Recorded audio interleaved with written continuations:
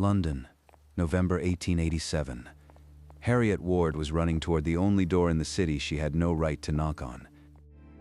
She had closed that door herself 3 years ago, deliberately, in front of witnesses. But Mr. Gault had been waiting outside the solicitor's building on Broad Street, and when she'd come down the steps at 9:30, he had looked at her with the look men have when they consider something already theirs.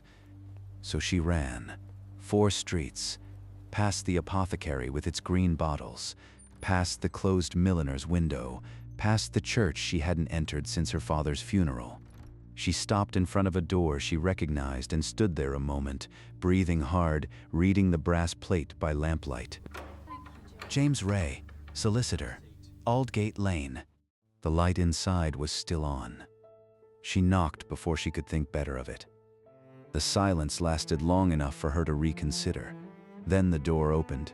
James Wray looked at her the way she supposed she deserved, steadily, without surprise, with the expression of a man who has had 3 years to compose himself for exactly this moment. Miss Ward, I need to come in. it's nearly 9:30. I'm aware of the time. He looked past her, into the wet street. She didn't turn around. She didn't want to know if Gault had followed. After a moment, James stepped aside. The office smelled of coal smoke and old paper. Shelves floor to ceiling. The organized chaos of a man who knows exactly where everything is. A single lamp on the desk. The coat on the hook by the door that she had always, privately, thought was a very good coat. She had been in this room once before. She hadn't looked at the shelves then. She'd been too focused on getting out. Sit down. I'd rather stand. Then stand somewhere that isn't in front of the window. She moved. He poured 2 glasses of water. Not brandy, not wine, water, and set one on the edge of the desk nearest her. She didn't touch it. She wasn't sure her hands would cooperate. There's a man named Gault. He's been buying old debt for 6 months. My father's debt specifically. He came to me 2 weeks ago with terms. What kind of terms? The kind where I marry his associate by the end of the month, or he presents the full ledger at the next quarterly meeting of the Chartered Institute. James set his glass down. How much is the debt? Enough that the number doesn't matter. What matters is the ledger, if it becomes public. Your reputation goes with it. What's left of it? He said nothing for a moment. She watched him think, quietly, not filling the air with preliminary words. She had forgotten that about him, or told herself she had. What do you need from me? I need Gault to stop. I need someone who understands how these things work. Do you have documentation? The original loan agreement? Some of it. Not all. Then sit down, Miss Ward. We have work to do. It was the evenness of it that undid her a little. No satisfaction, no point scored, just the problem, and a man willing to look at it. She sat down. They had been talking perhaps 20 minutes. She outlining what she knew, he writing in a notebook, asking precise questions in the manner of a man taking a deposition when she noticed. He hadn't asked her what her father owed. You haven't asked me the amount? No. Most solicitors ask that first. I know the amount. The room shifted. Not physically. Everything was where it had been. But the arrangement of what she understood about the last 3 years moved, like furniture rearranged in the dark.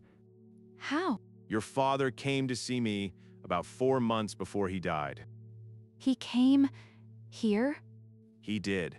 He wanted me to examine the debt, to see whether it was what it appeared to be. Was it? No.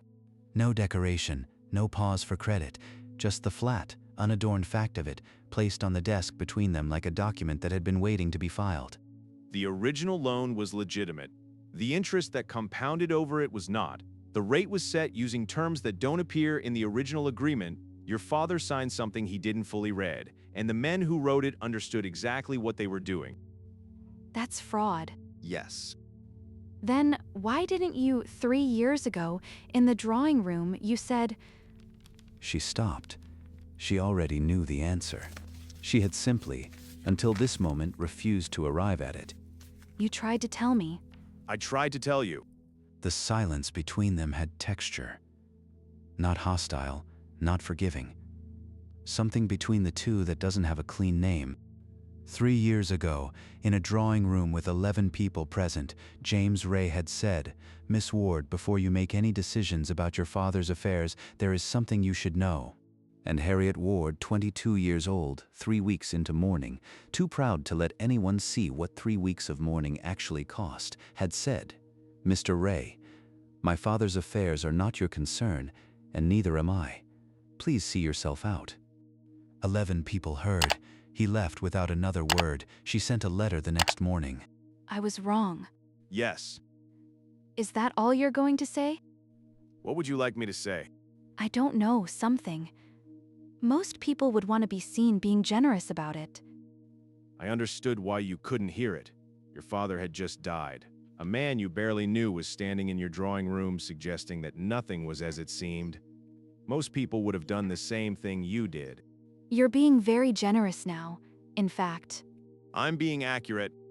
There is a kind of stillness in certain people that looks like coldness from the outside. Harriet had made that mistake before. She was trying not to make it twice in the same room. He had moved to the shelves behind his desk, running a finger along the folder spines slowly. Not searching, she realized. He already knew what he was looking for. He was deciding something. He pulled a folder from the third shelf, dark blue, edges worn, a piece of string tied around it that had been untied and retied so many times the knot was barely functional. He set it on the desk between them. She looked at the label. Ward, R- correspondence and documentation. Retained. You kept it. Your father asked me to... For 3 years, even after I... He said his daughter would need it eventually. He said she wouldn't know where to look.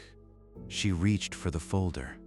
Her hand was close to his on the desk, not touching, but close enough that she was aware of it, and she thought he was too. He stepped back to give her room. She opened it. Inside, 6 letters in her father's handwriting, 3 documents with original signatures, a correspondence log in a different hand, clipped unadorned, James's, dated 4 months before her father died, and again 2 months after, and again 6 months after that.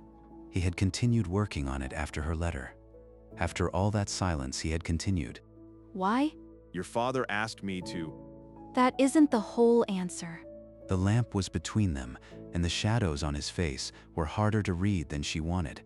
He looked at her for a long moment, the kind of moment that has weight to it, that a person feels after it's over. No, it isn't. She waited. He didn't say more. And she found, to her own surprise, that she wasn't frustrated by that. She understood, as you understand something you've known quietly for a long time without admitting it, that there was more in this room than a folder of documents and that neither of them was ready to name it yet. There was time for that. The folder, at least, was a beginning.